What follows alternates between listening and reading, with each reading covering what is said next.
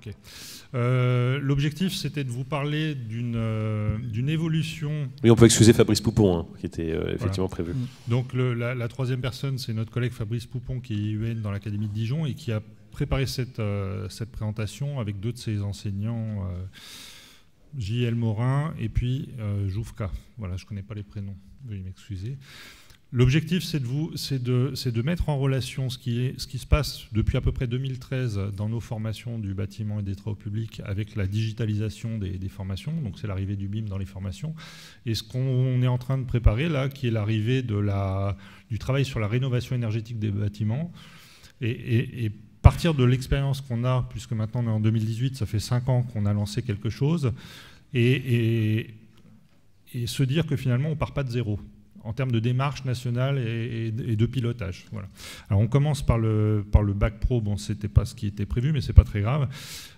J'ai demandé à Fabrice Poupon de nous dire, en gros, ce qu'ils font aujourd'hui dans les examens de 2 bacs professionnels que Fabrice pilote. C'est les techniciens d'études du bâtiment, assistants économistes de la construction et collaborateurs d'architectes. Donc de 2007 à 2015, il y avait un certain nombre d'épreuves d'examen ponctuelles qui consistait, donc épreuve 32 ou d'autres, à demander de réaliser des détails de plans, donc soit à la main, soit sur AutoCAD. Donc voilà, donc version numérique. Certaines épreuves avaient des compétences particulières liées à la communication. Donc dans les permis de construire, on demande des rendus d'insertion sur site pour déposer des permis de construire. Donc les collaborateurs d'architectes, à partir de 2016, ont eu des épreuves d'examen dans lesquelles on leur demandait de faire des insertions photoréalistes. Donc là, c'est du montage d'images sur Photoshop ou des choses comme ça.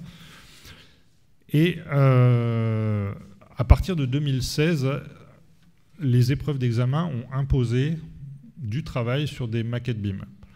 Alors pourquoi ce n'était pas cette présentation qui devait être présentée en première? C'est tout simplement parce que là on est en 2016, mais en fait en 2013, ça on le dira après, on a sous le pilotage de Jean-Michel Schmitt organisé 3 journées nationales de PNF, de séminaire national, pour dire on va introduire la digitalisation, donc sous-entendu le BIM, dans les métiers du bâtiment des travaux publics. C'était en 2013.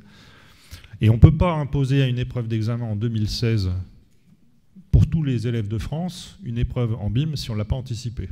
Et c'est ce qui s'est passé. Donc Fabrice Poupon, avec ses équipes, ont travaillé et ont produit un calendrier qui a été diffusé plusieurs années avant. Donc ça devait être, j'imagine, 2014 ou quelque chose comme ça, en disant, préparez-vous, en 2016, on va faire ça. Et c'est après ce qu'on vous présentera, c'est ce qui s'est passé aussi sur les BTS. Donc en 2016, première marche, on donne une maquette 3D et on demande, là par exemple sur cet exemple, de calculer des volumes. Donc il faut être capable d'aller extraire des informations dans la maquette. En 2017, on continue un petit peu sur cette idée-là et on continue à aller chercher d'autres types d'informations.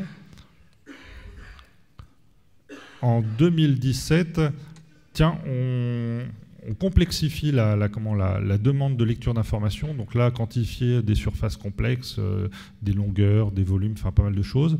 Et vous voyez en bas à gauche, double écran obligatoire. En fait, les élèves doivent travailler dans un tableur pour aller renseigner des quantités, doivent extraire des données sur un visualiseur BIM. Et donc, il y a eu une circulaire nationale qui a été envoyée dans toutes les académies demandant à ce que toutes les sections de baccalauréat professionnel soient équipées de double écran. Vous imaginez ce que ça a pu donner au niveau des conseils régionaux.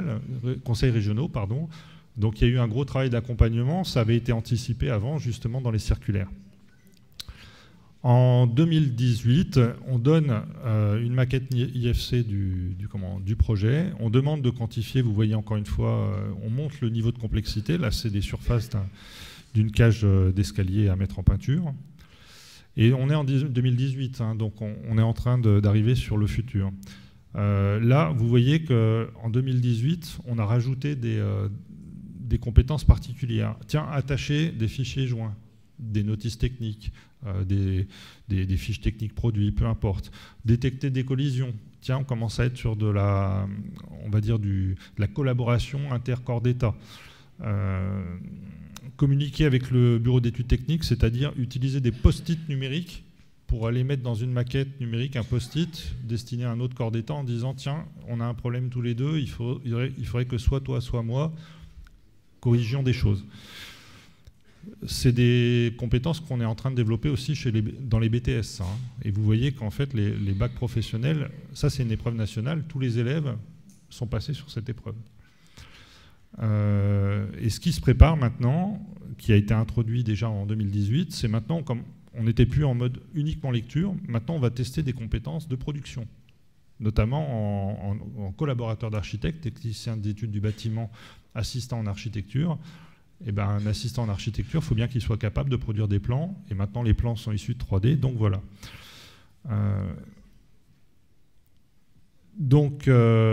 Produire des plans, détecter des collisions, interagir avec des fichiers IFC, les modifier, etc. Et là, on est bien sur des épreuves de baccalauréat professionnel. Et ce qui se prépare maintenant, à partir de 2020, ça va être d'exploiter tout ça dans des logiciels, par exemple, de Métré. Donc, couplage entre des maquettes numériques et puis des logiciels de calcul, de simulation, d'exploitation. Donc là, ce qui a été choisi, c'est de travailler avec un logiciel de Métré ou de production de pièces administratives. Et vous voyez qu'on commence à parler de 2021. C'est-à-dire que le calendrier est déjà établi, les prochaines marches sont définies. Normalement, les académies sont prévenues 1, 2, 3 ans à l'avance des prochaines marches à franchir. Et ça veut dire qu'on peut mettre en place des formations pour préparer les enseignants à ça. Donc la conclusion, c'est qu'en l'espace de 3 ans, de 2015 à 2018, on est passé, on va dire, d'une génération N-1 à une génération N de pratiques professionnelles et de compétences. Et ça, si on regarde bien comment on l'a fait avec un pilotage national couplé avec un pilotage interacadémique régional par les inspecteurs. Mais hélas, entre guillemets pour nous, on n'avait pas de dispositif FIBAT ou autre pour mettre en place cette dynamique, et pourtant elle a été mise en place.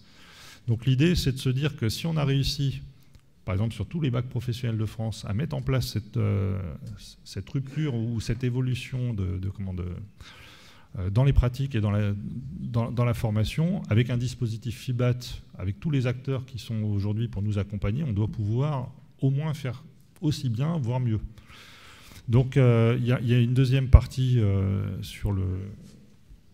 Qui va venir avec Guillaume Le Guern, donc voilà, on va peut-être donner la parole à Guillaume Le Guern. Guillaume Le Guern, vous êtes professeur agrégé, enseignant détaché à mi-temps pour FIBAT. Alors comme le disait à l'instant, maintenant en plus dans cette démarche, il y a FIBAT, et c'est bien qu'on vous repère, que tout le monde vous connaisse, parce que effectivement vous êtes donc sur une partie de votre temps de travail sur cette gestion du programme FIBAT.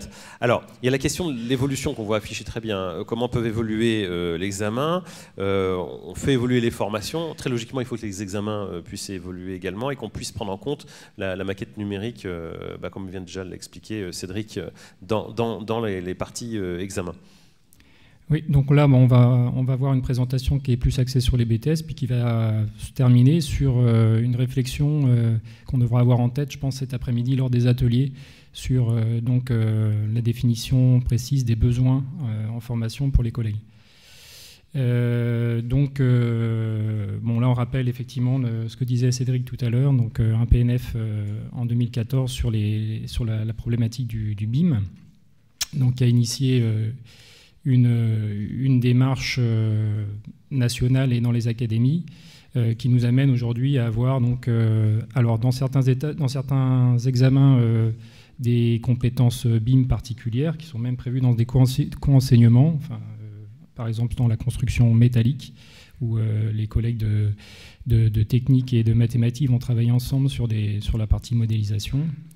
Et puis aujourd'hui, sur le BTS FED, l'intégration dans les projets cette année des problématiques, de l'outil BIM pour gérer le projet. Donc, quels sont comment s'est faite l'évolution? Donc, ces diapos rappellent un peu l'historique. Donc, en tout cas pour le BTS FED, on est parti le BTS FED date de 2014. Les premières sessions se sont faites de manière habituelle sans forcément avoir d'outils BIM, mais déjà il y avait eu le PNF et déjà il y avait donc une communication au niveau national sur le fait que cet outil devait assez rapidement être utilisé. Donc il y a eu une montée progressive des compétences accompagnée par des plans nationaux de formation, mais aussi par de nombreuses ressources qui ont été mises à disposition des enseignants et dont les enseignants se sont emparés sur EduSchool. Et en parallèle, donc, une montée progressive des exigences définies par un calendrier sur à quel moment on devait faire de manière optionnelle ou obligatoire la validation de telle ou telle compétence du référentiel en utilisant les outils BIM. Donc là, on a un petit tableau qui est un peu illisible, mais qui image cette idée que donc, à chaque compétence, on a essayé de réfléchir sur quelle